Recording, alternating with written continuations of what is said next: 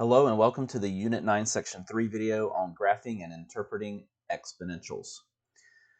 So in this section we're going to talk about not only graphing exponentials, that's what we're going to do first, but we're also going to talk about how you interpret and use it in real-world scenarios because that's really where things are going to be useful. But let's start off by talking about graphing. So remember that we have an exponential function that can be described as what we have here.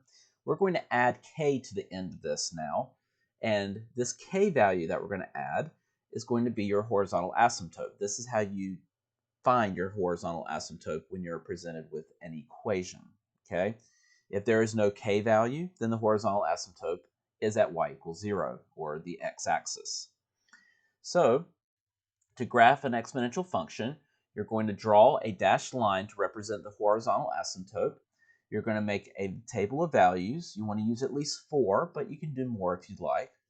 Then you're going to make sure you always include the y-intercept, okay? Or include it when you can. There's going to be a few cases where you can't use it, but you do at least want to identify what the y-intercept is.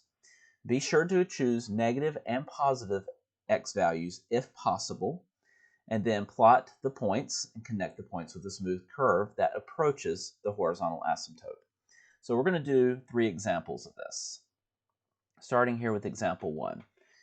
So first thing you can do is you can identify what your horizontal asymptote is. It's that k value on the end, and the k value here is at 1, y equals 1, okay, because you got that plus 1 on the end. And that is something that you're going to graph first. Now, you can go ahead and put in some values for x and see what y values come out. And you can do those one by one. But I'm going to trust that you know how to do that simple math, or at the very least, plug those things into your calculator one by one. I'm going to show you how you can use your TI-84 to get several values at one time and be able to narrow down which values are going to work for you in your graph.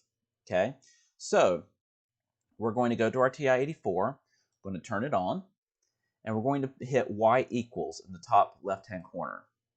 And in the y equals screen, I'm going to put my function into that y equals. So I've got 3 to the x plus 1.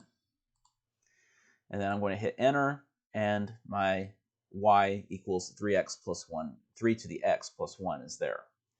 Then I'm going to hit second, and I'm going to hit the graph button because you notice in the blue there that's going to give us a table. And this is going to give us a table of values that we can work with. Now, I'm going to select based off the graph. You have the graph on your page already, so you can kind of see what y values you're going to want to work with. But you can kind of scroll up and down and see what y values work for you. And then we're going to fill our table with those y values. Okay, so I'm going to come back over here. The calculator is going to go away for a second, but I'm going to pull from this value, this table of x's and y's, I'm going to pull the values I'm going to use and put them in my table. So I'm going to do that here.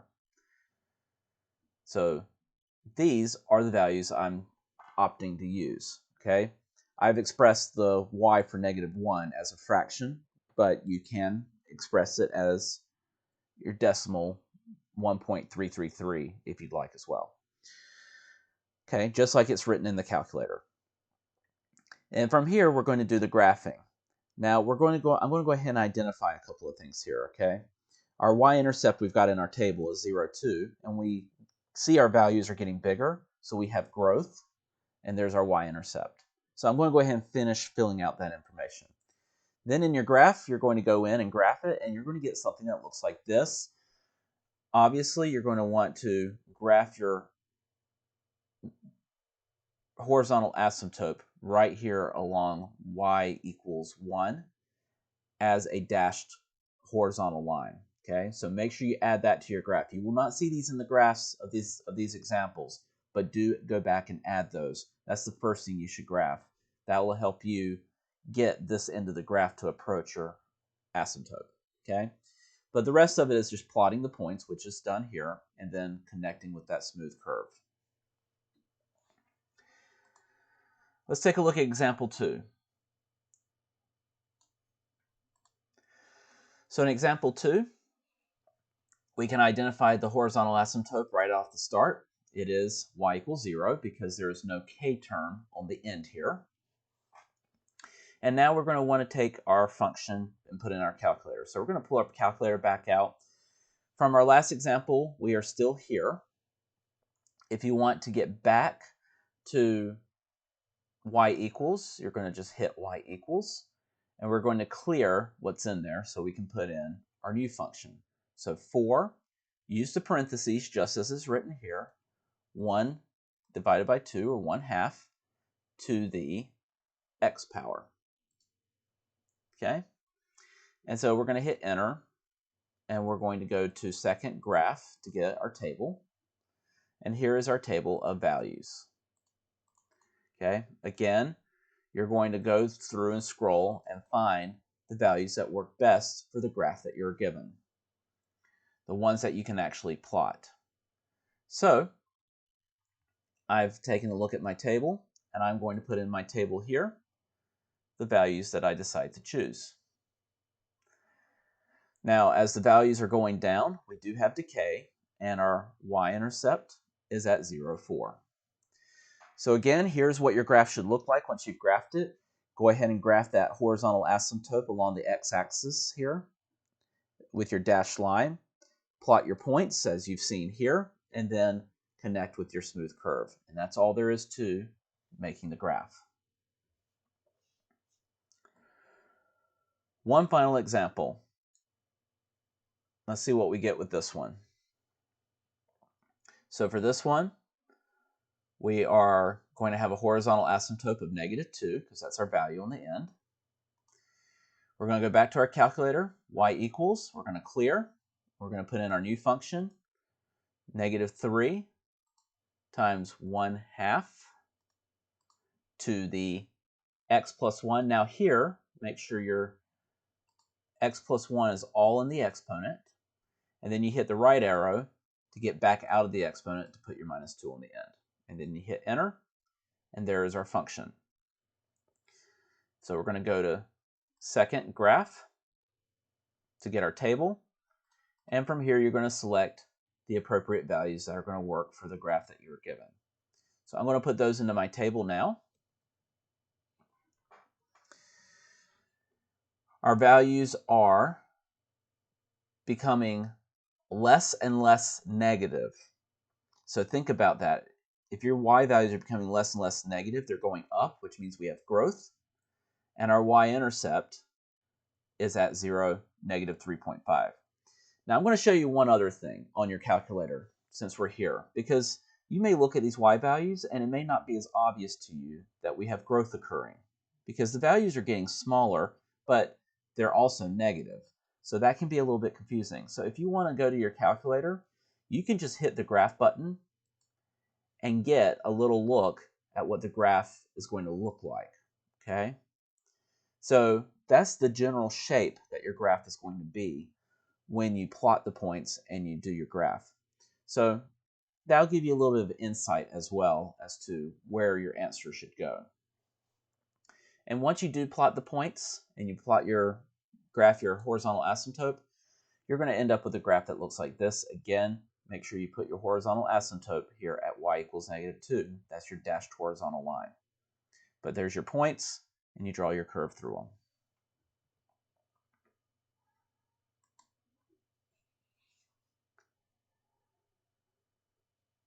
All right, let's talk about interpreting exponentials in real-world applications, okay? Where can we use this stuff? So here we're going to need to go back to something that we've already mentioned a few times, and that is, what does our a and our b value mean? Our a is our starting value, and our b is our constant ratio. So we can identify those things in our problems and create our function to use, our equation to use off of that.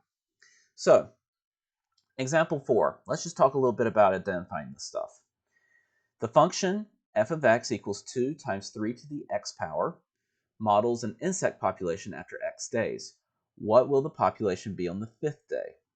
This function represents growth because what? Because our constant ratio, 3, is greater than 1. So b is greater than 1 here. That's our b value. Our b value here is 3. So we have growth.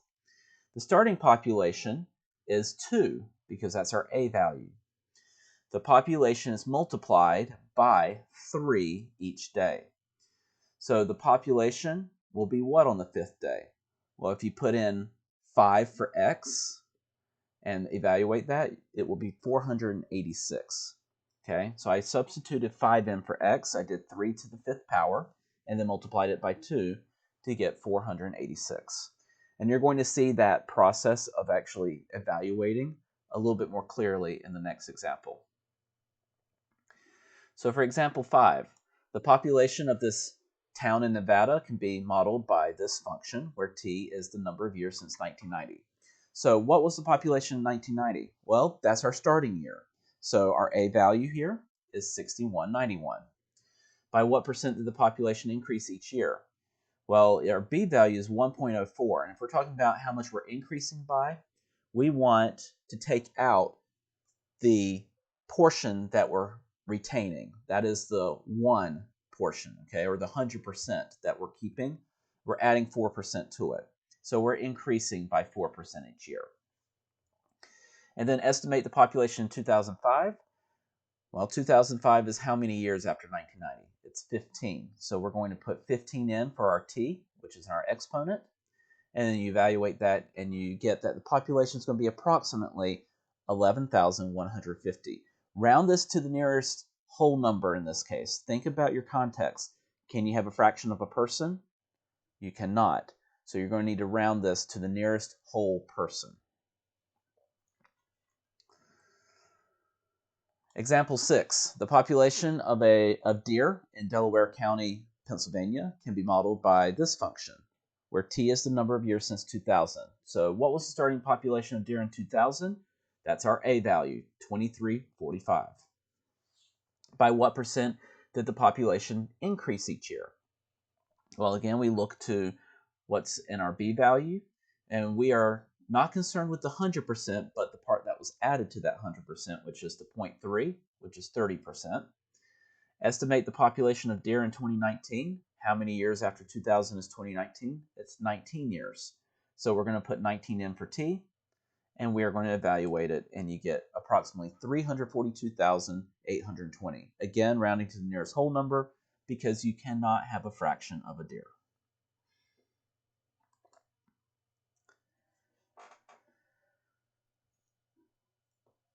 So in the previous examples, you were given the function. Well, what if you're not given the function? What if you're just given a description of what's happening? We can create our own function, and that's what we're going to do here in this part. So we're going to identify the starting value, and we're going to identify the common ratio. And if you think back to section 1, this is something you've already done. You did this in section 1 of this unit when we were trying to determine if it was an exponential function or not. Then you're going to create a simple exponential equation. Once the equation is written, we can use our t value to evaluate what we're being asked for. So for example 7, bacteria can multiply at an alarming rate when each bacterium splits into 2 new cells, thus doubling. If we start with only one bacterium, which can double every hour, how many bacteria will we have by the end of the day? So let's identify a few things. Let's start by identifying the number of bacterium that we're starting with. Okay, that's our a value, and that would be 1, because we start with only one bacterium. Then we want to let b be the multiplication factor for the bacteria. This is our constant ratio. Well, looking into the problem, we see that every hour we double. Okay, it says one bacterium can double every hour. So since we're doubling, our b value is going to be 2. And then t is going to be the number of hours after the bacteria begins to split. Well, we want to know how many we have at the end of the day. How many hours do we have in a day? 24. So now we have our a, b, and t. We're going to set up our function first by plugging in a and b. So a is 1, we don't have to write that. B is 2, so we're going to have 2 to the t. Plug in 24 for t, and we end up with 16,777,216 bacteria by the end of the day. All right, example 8. Each year, the local country club sponsors a tennis tournament. Play starts with 128 participants. During each round, half the players are eliminated. How many players remain after 5 rounds? So here, and one thing I did forget to mention in the previous problem, you do want to round out with a word answer to answer your word problem. There will be this many bacteria by the end of the day. All right, now back to example 8. During each round, half of the players are eliminated. So let's go ahead and figure out what our starting number is. We're starting with 128 players. And what's our multiplication factor for players? Well, half the players are eliminated, so we're multiplying by 1/2 each round. Half the players go away. And how many rounds are played? Well, we want to know how many after 5 rounds. So we are going to set up our function, plugging in our a and our b. We can find however many players are at the end of any round using this function. We'll plug in 5 for x, and we end up with 4. So there will be 4 players remaining after 5 rounds.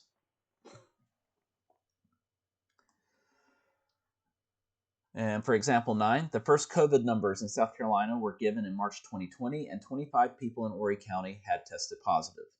Every week, the number increased by 20%. How many people would have COVID after 30 weeks? So our initial number of COVID cases is 25. What are we going to multiply each time by? Well, since we're growing, we need to retain the 25 people who already have it and add 20% to that to get the total number for the next week. So our multiplication factor, or our constant ratio, is going to be 1.2. And then how many weeks are going to go by and we're going to get our numbers? 30 weeks. So we set up our function by plugging in a and b, and then we plug in t to find out what the value is after 30 weeks. And after 30 weeks, we have 5,934 people who have tested positive for COVID.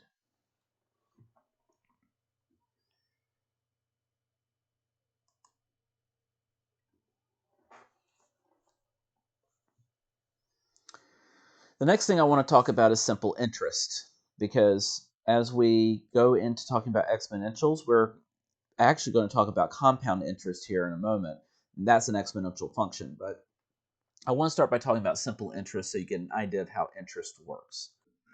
This is something that is going to be used in your real life all the time, because you're going to be dealing with money your entire life, and you need to know how money works in terms of interest, because this happens with banks, this happens with credit cards, this happens with investments, this happens with retirement accounts. Just about anything that you're dealing with money, you're going to be talking about interest. So it's important to understand how interest works and how it can have an impact on you financially as you move forward in life. So when you put money into a bank, for example, a savings account, they pay you the privilege of using your money. This is used to invest and make more money for the bank. This is called interest. On the other hand, when a bank lends money, they charge you for the privilege of using their money that they could have otherwise invested. And this is called interest as well. Okay, so you have interest when you borrow money that you have to pay, or when you put money into the bank may pay you for using your money and pay you interest. When the bank lends money, there are 4 important numbers to be considered. How much money is being loaned? This is called the principal. Okay, this is how much money you're borrowing. How long will the money be loaned out? This is your time, and that's denoted with a T. What is the amount of interest being paid per unit of time? This is usually expressed as an annual percentage of the borrowed amount and called the interest rate, which is R. And then we can find out how much interest you pay over the life of the loan by using this simple formula. Your interest is equal to the amount you borrow times the interest rate times the number of years that you have the money loaned out for. Now, if we want to know the total amount that you're going to end up paying for that loan, then you simply take,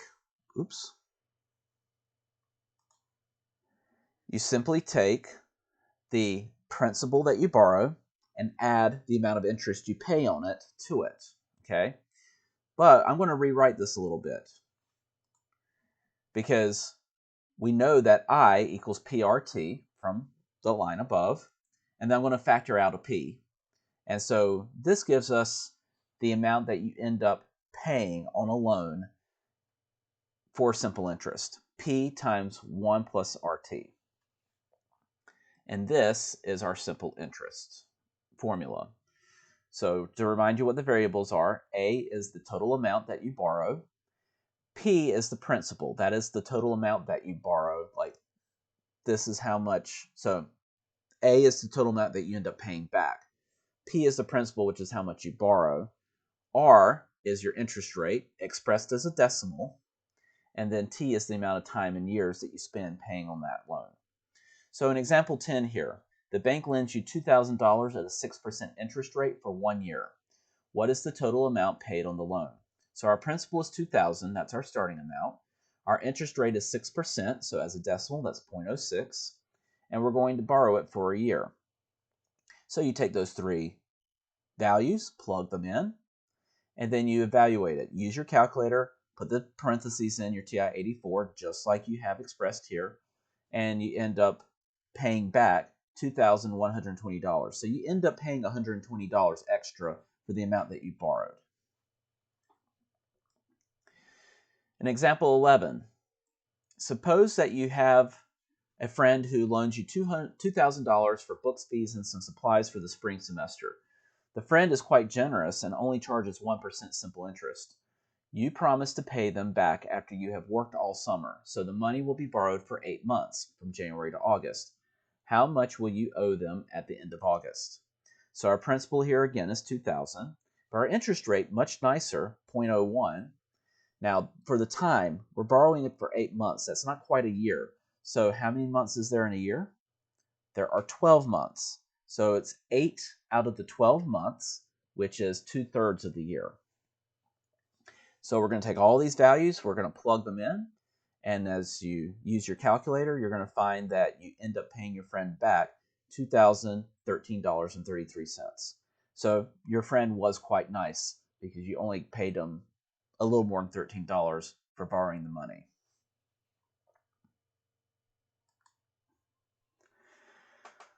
Now, simple interest gives you a good idea of how interest works, but the more realistic scenario is compound interest is what's going to be used when you deal with car loans, student loans, mortgages, investments, and credit cards.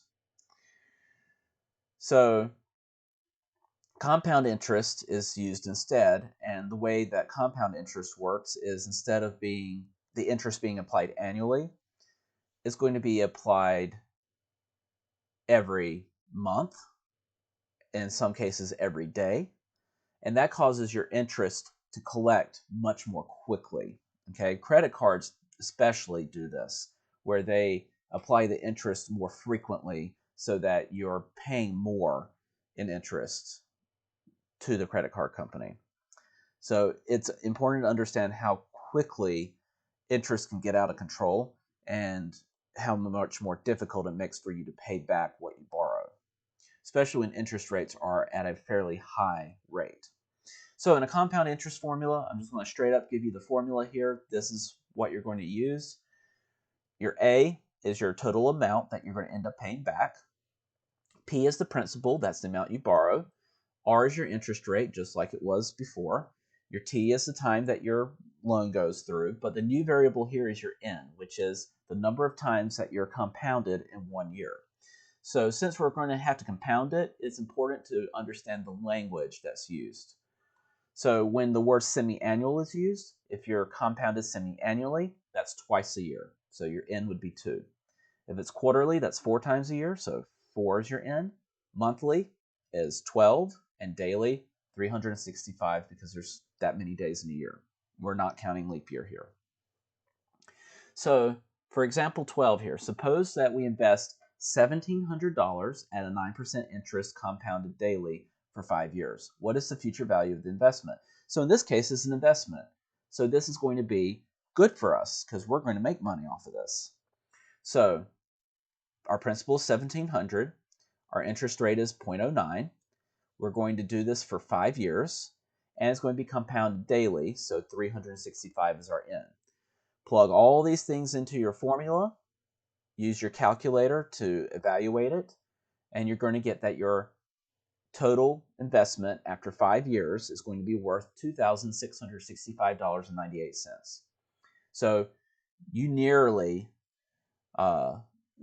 you get around about 50% on your investment, which is not bad over 5 years. In example 13, in this case, we are borrowing money, okay?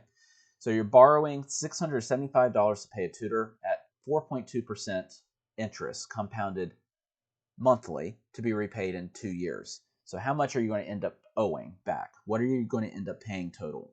So our principal is $675, our rate is 0.042, and our time, 2 years. We're compounding monthly, so that's going to be 12. Put all those numbers in, and put in your calculator, and you get that you will end up paying $734.04 back on the loan that you took out. One important thing to note here is the faster that you pay something back, the less damaging it's going to be for you because the less interest you're going to pay. So it is always a good idea to pay extra if possible. All right, so that finishes off this section. In the last section, section 4, we're going to talk about transformations of exponential functions.